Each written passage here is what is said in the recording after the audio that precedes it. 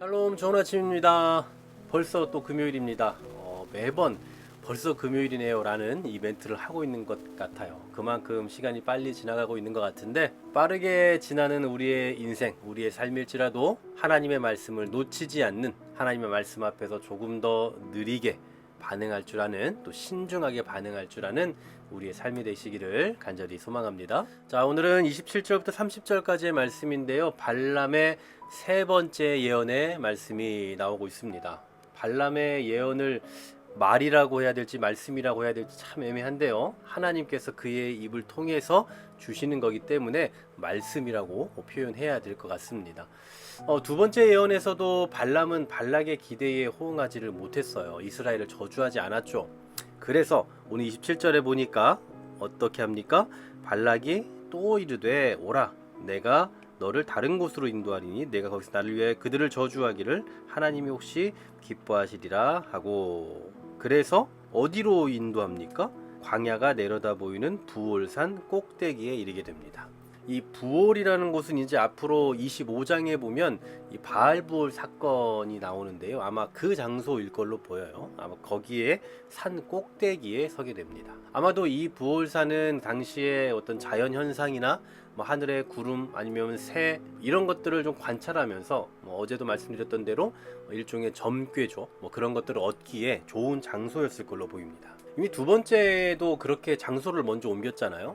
그런데 또다시 세 번째에도 장소를 옮기는 것에서부터 시작을 하고 있습니다. 장소를 옮기면, 보이는 게 좀 달라지면 뭔가 마음이 조금 더 리프레시 되거나 아니면 여러 가지 점괘를 얻을 수 있다는 어떤 그런 특별한 미신적인 그런 생각에 의한 것이죠. 근데 오늘 이 본문의 출발점을 보면서 드는 생각이, 어쩌면 우리 그리스도인들도 신앙생활하면서 좀 이런 부분들이 좀 없지 않아 있다라는 생각이 들었어요. 특별한 곳, 또 특별한 사람, 특별한 어떤 무엇, 그것을 갖거나 얻거나 보거나 아니면 경험해야만 어떤 영적인 존재가 될 수 있다라는 생각, 이런 미신적인 생각들이 우리 신앙인들 가운데도 상당히 많이 있는 것 같습니다. 하나님께서 이스라엘 백성들에게 말씀하셨던 것은 바로 성전 중심이죠. 그래서 이스라엘 백성들의 그 삶을 보면 특히 구약에서는 언제나 예루살렘 중심 사상이 세워져 있음을 보게 됩니다. 그러다 보니까 이 선지서를 보면 어떤 생각들을 가지고 사람들이 움직이게 되냐면, 하나님의 말씀과는 전혀 관계없는 삶을 살아요. 그냥 엉망입니다. 그 삶 자체는 하나님의 말씀에 반역하고 하나님의 말씀에 반대되는 삶을 살고 있지만, 성전에 올라가면 보호를 받을 수 있을 거라는 그런 착각을 갖게 돼요. 그러니까 하나님께서 이스라엘 백성들에게 예루살렘 중심 사상을 말씀하신 것은 성전 중심의 사상, 그러니까 하나님과의 관계 속에서 살아가는 것이 가장 중요하다라는 것을 말씀하시는 건데, 이 사람들은 그냥 성전이라는 그 장소에만 있으면 보호를 받고 거룩해질 수 있다라는 그런 착각을 하게 되는 거예요. 그러니까 바깥에서 사는 삶에 있어서는 엉망진창이지만, 그러나 그들의 몸은 성전에 있음으로 보호를 받고 싶어 하는 그런 마음들이 있었다라는 거죠. 그리고 성경, 특히 이 선지서에서는 이러한 이스라엘 백성들의 자세를 이제 비판하고 책망하는 모습들이 상당히 많이 나오는 거. 마치 이런 거예요. 우리 삶에 있어서도 이처럼 어떤 형식, 어떤 물건, 이런 것들에 치중하고 집중하는 것들이, 경향들이 분명히 있거든요. 여러분, 성경책이 중요합니까? 아니면 성경책 안에 있는 말씀이 중요합니까? 당연히 말씀이 중요해요. 하나님의 말씀하심이 중요하다고요. 그 말씀하심이 이 성경책 안에 있기 때문에 성경책이 소중한 거지, 하나님의 말씀을 벗어난 성경책은 의미가 없는 거예요. 여러분, 집에 그냥 고이 모셔둔 성경책이 의미가 있습니까? 그냥 성경책이 집에 있으면 그 집이 보호를 받습니까?